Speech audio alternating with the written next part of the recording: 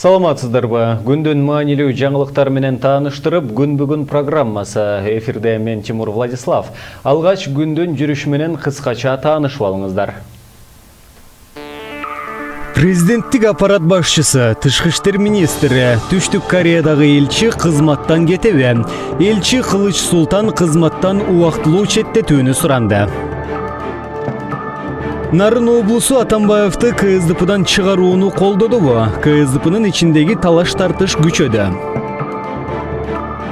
Бурулайдын иши боюнча сот ишинде сотко ишенбөөчүлүк көрсөтүлдү. Себеп эмне болду?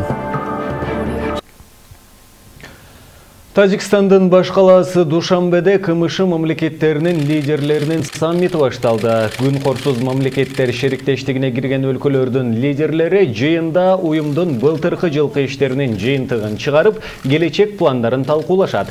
Шериктештиктин аткаруучу комитетинин маалыматына караганда, саммитте 2020 жылы белгилене турган улуу атамекендик согуштун 75 жылдыгын майрамдоо боюнча даярдыкка өзгөчө көңүл бурулат. Душанбеге Орусиянын, Беларустун, Азербайжандын, Армениянын, Казакстандын, Өзбекстандын, Кыргызстандын жана Молдованын президенттери барышты.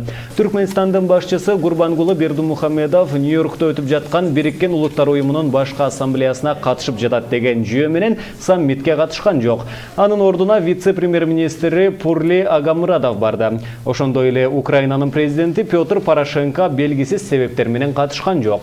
Украина 2014 жылы КМШдан чыгаарын жарыяласа дагы азырынча шериктештиктин курамынан укуктук негизде чыга элек. Киев бул уюм Орусиянын Украинага каршы агрессиясы боюнча так позициясын билдире албаган үчүн натыйжалуу эмес деп эсептээрин билдирген. Жыйындын соңунда көп тараптуу документтерге кол коюлары жана уюштуруу маселеси боюнча Түркменстандын 2019 жылы КМШга төрагалык кылаары тууралуу чечим кабыл алынары маалымдалды. Күн корсуз мамлекеттер шериктештиги 90-жылдардын соңунда мурдагы СССРдин ордуна түзүлгөн. Кыргыз өлкөсүнүн Корея Республикасындагы элчиси Кылычбек Султан президент Сооронбай Жээнбековдон кызматтык иликтөө иштерине байланыштуу өзүн президенттик аппараттын башчысы Досалы Эсеналиевди жана тышкы иштер министри Эрлан Абдылдаевди кызматтан убактылуу четтетүүнү өтүндү. Бул тууралуу элчи өзү маалымат таратты. Эске салсак, президент Сооронбай Жээнбеков элчи Кылычбек Султанды бир катар себептер менен кызматынан бошотуу тууралуу тышкы иштер министрлигинин сунушунда келтирилген фактыларды терең талдоону буйруду. Тышкы иштер министрлиги дипломаттык этиканы бузду деп Кыргызстандын Түштүк Кореядагы элчиси Кылычбек Султанды кызматтан алууну өткөн аптада сунуштаган. Депутат Кожобек Рыспаев азырынча КСДП фракциясынын курамынан чыгарылбайт. Бул тууралуу чечим бүгүнкү отурумда кабыл алынды. Аталган фракциянын лидери Иса Өмүркуловдун айтымында талкуу кызуу болду, бирок акыркы чечимди депутаттар кабыл алышкан жок. Аталган маселе кийинки жумада каралмакчы. Кожобек Рыспаев бул боюнча түшүндүрмө берүүдөн баш тартты. Анткени жума намазга шашып бараткандыгын билдирген. Бүгүн 28 сентябрда Нарында Нарын жаштар ордосунда Социал-демократтар партиясынын 60-ка жакын мүчөлөрү КСДП Атамбаевсыз деген лозунгтун алдында жыйын өткөрүп жатышат. Бул туурасында Социал-демократтар партиясынын мүчөсү, мурунку Чүй облусунун башчысы Сагынбек Абдрахманов билдирди. Белгилей кетсек, республиканын бардык аймактарында Атамбаевсыз КСДП деген лозунгтун алдында конференция өткөрүү керек экендигин КСДП мүчөлөрү кабыл алган резолюциянын пункттарынын бири болгон. Алар КСДПнын ээлеген абалын солгундотпоо үчүн, партияны бөлүнүп жарылуудан сактап калуу үчүн тез арада төмөнкү чаралар көрүлүүгө тийиш экендигин белгилешкен. Биринчи, республиканын бардык аймактарында КСДП Атамбаевсыз деген ураандын алдында партиянын райондук, облустук кезексиз конференцияларын өткөрүү. Экинчи, партиянын кезексиз съездин чакыруу. Үчүнчү, партиянын саясий кеңешиндеги жана партиядагы татыксыз адамдардан арылуу. Төртүнчү, партия мүчөлөрүнүн сунуштарынын негизинде партиянын мамлекетти өнүктүрүү программасын кабыл алуу.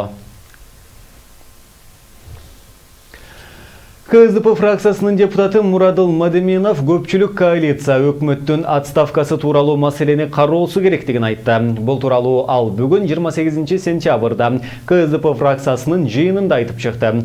Бардык тармакта өсүү минус көрсөткүч менен кетип баратат. Мына бизге жыл жыйынтыгы келди десек болот.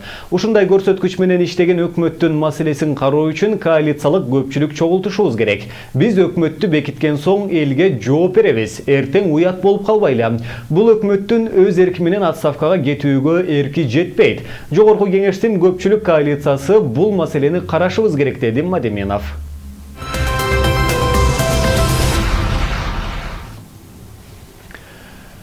Ала качууга туш болуп, үйлөнөм деген жигиттин колунан ажал тапкан айтылган Бурулайдын жактоочулары ишти карап жаткан сотко ишеним көрсөтүшкөн жок. Бул тууралуу адвокат Есения Рамазанова билдирди. Анын айтымында ишти Чүйдүн Жайыл райондук соту караса, кызыкчылыктар роль ойноп, акыйкат чечим чыкпашы мүмкүн. Бурулай Турдаалы кызынын өлүмүнө байланыштуу милиция кызматкерлеринин үстүнөн козголгон ишти 24 сентябрда Жайыл райондук соту караган. 5 сентябрда шектүү Марс Бөдөшовдун ишин кароодо эле соттук отурумда Жайыл райондук сотуна жана прокуратурасына ишенбестик көрсөтүп, Бишкектин Сверлов райондук сотуна өткөрүү тууралуу өтүнүч келтирилген. Кийинки сот отурумдары качан болоору белгисиз. Медициналык коллеждин 20 жаштагы студенти Бурулай Турдаалы кызы быйыл 27 майда Жайыл райондук ички иштер бөлүмүндө киши колдуу болгон. Чүй облустук ички иштер башкармалыгы аны ала качып бараткан жигит кармалгандан кийин милиция бөлүмүндө кызды бычактап, өзүнө дагы кол салганын билдирген. Көзү азиз акын Темирлан Ормоков жогорку соттун 3-чү судьясынын иши боюнча жабырлануучу катары сурак берди. Бул тууралуу ал биздин каналга билдирди. Анын айтымында УКМКнын тергөөчүлөрү судьялардан сурак алышууда, бирок азырынча аларга күнөө коюла элек. Учурда УКМК соттордун дисциплинардык комиссиясына берүү үчүн материалдарды даярдашууда. Документтерде судьяларды кол тийбестиктен ажыратуу каралган. Иликтөө эмнеге создуктурулуп жатат билбейм. Мен жабырлануучу катары сурак бердим. Судьялардын айынан тергөө абагында ашыкча мөөнөткө отуруп калганым үчүн нааразычылыгымды билдирдим, деди Темирлан Ормоков. Ички иштер министрлиги БТА банктын директорлор кеңешинин төрагасы Темир Рыскуловду кармады. Бул тууралуу журналист Элнура Алканова билдирди. Алканованын айтуусунда Рыскулов мурда Максим Бакиевке таандык болгон Идеал Хаус коттедждери боюнча кылмыш ишинин негизинде кармалган. Эске салсак, Элнура Алканова журналисттик иликтөө жасап, бул коттедждер арзан сатылганын жана аны сатуудан мамлекетке $10 миллион чыгаша келгендигин айткан. Алканованын айтуусунда коттедждерди чыныгы сатып алган адам Темир Рыскулов болчу. Бирок ал башка адам сатып алды кылып махинация жасаган. Бул коттедждер сатылган учурда мурдагы өкмөт башчы Сапар Исаковдун агасы Капар Исаков БТА банкка кызматка орношкон.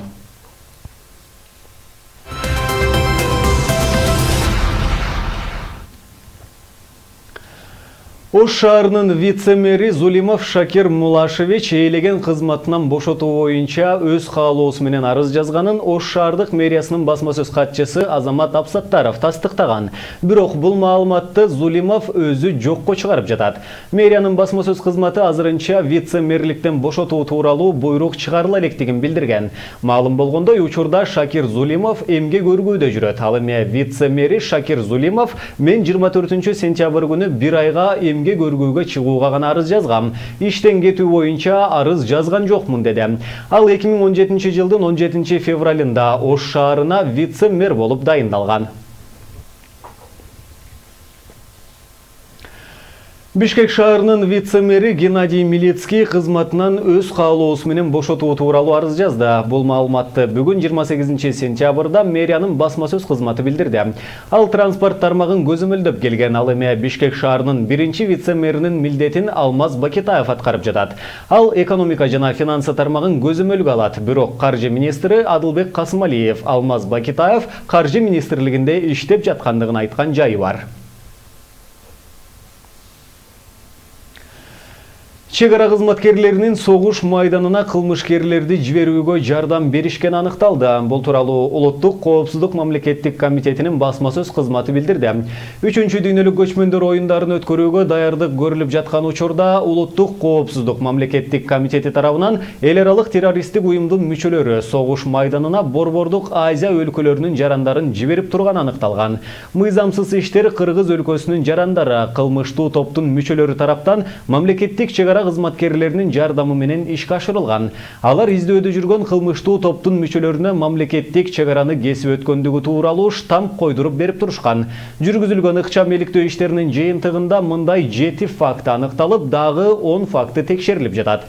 2018 жылдын 4-сентябрында чек ара кызматкери коңшу мамлекеттердин биринин жараны болгон эл аралык террористтик уюмдун мүчөсүнө Кыргыз аймагына киргендиги тууралуу штамп коюп берип жаткан учурда кармалган деп айтылат маалыматта. Ошондой эле билдирүүдө бул фактылардын негизинде бир нече кылмыш иши козголуп, кармалгандар убактылуу кармоочу жайга киргизилгендиги кошумчаланган. Учурда иликтөө иштери улантылып жатат.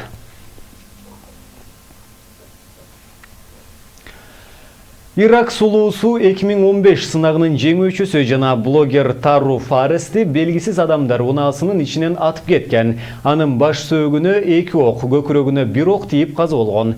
Чет элдик басылмалар Тару Фарес өлөөр алдында туткунга алынгандыгын жазып чыгышкан. Анткени сулуунун Инстаграмдагы баракчасына ак кара түстөгү сүрөтү жүктөлүп, анын алдына Кудай ушул кыздын кылган күнөөлөрүн кечирип, мээримин алсын деген билдирүү жазылган.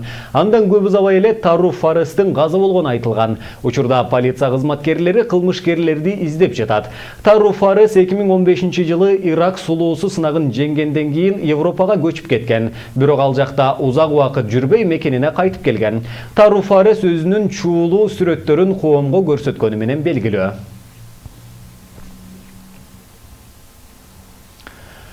Ушуну менен бүгүнкү берүүбүздү жыйынтыктайбыз. Келерки эфирлерден амандашканча сак саламатта туруңуздар.